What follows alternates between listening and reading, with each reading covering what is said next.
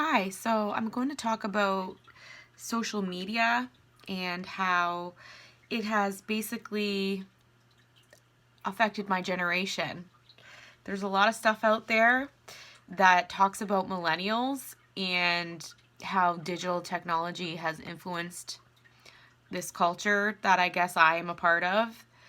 And I have a problem with that because, first of all, social media, the whole purpose is to connect with others.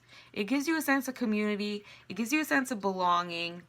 It gives you a way to have a dialogue with people and form a relationship that you normally wouldn't be able to. So there's a lot of good that comes with that. But I feel like the focus is always on the negative, and a lot of the arguments that are used against it are fallacious arguments, and people don't even really realize what's happening. So they say like it's terrible, it makes us have to have instant gratification all the time. We're addicted to our cell phones, and it appeals to people, this argument. So one of the examples I'm going to use is this Simon Sinek, because he's a very famous author and he criticizes an entire generation, which I completely disagree with this guy because all of his arguments are fallacious and people don't always often examine that, okay? There's a lot of logical flaws in his reasoning. He's appealing to people's preconceived notions, right? He's using this language of humor. He uses this eloquent kind of way of speaking that appeals to people. And the language that he uses, he calls us entitled, we're narcissistic, we're self-interested, we're unfocused, we're lazy, like all of these terrible things. And then he blames our parents for it, right? So first of all, nobody told me that I was special or gave me a medal for participating in anything ever, okay? As a matter of fact, I don't even know where my mom was half of the time growing up. She was at work. She was like, here's the key. Make sure you go to school on time. Make sure you make your own lunch. I was like 10, 11 years old. Maybe even younger.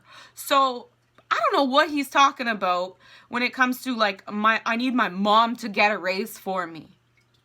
Like, how can you group people together and just, to me, that's so judgmental, and it's just, there's so many things wrong with that, okay? Then he says, that's the technology, it's given us this dopamine release, it's given us this addiction. Okay, yeah, my phone gives me a dopamine release when I see a text message from somebody because it causes me or gives me pleasure. But like, think about some other things that give you pleasure, that give you dopamine. Good food, music, exercise, like all of these things go together, right? Like you're using these science and facts and you're giving what's called a false equivalence. It's another fallacious argument. It's his confirmation bias, basically, that we are in need of instant gratification all the time. We have no ability to self-regulate our impulse control.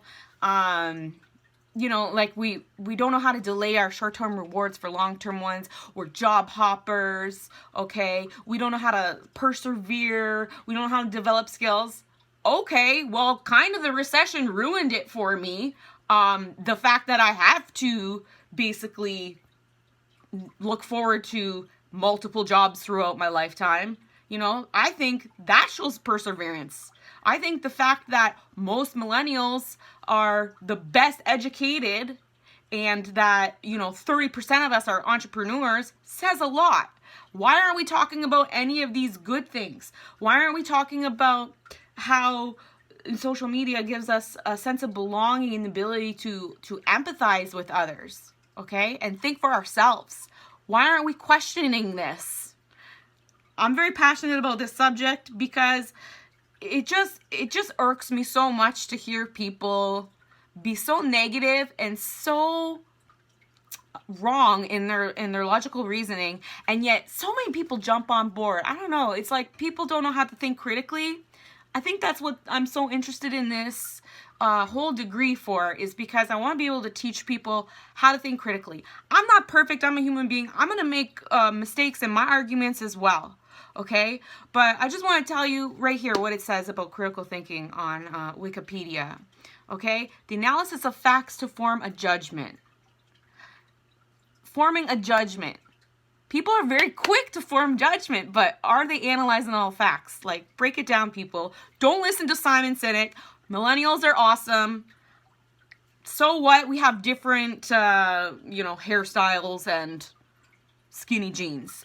We listen to different music. Those are the types of things that influence culture.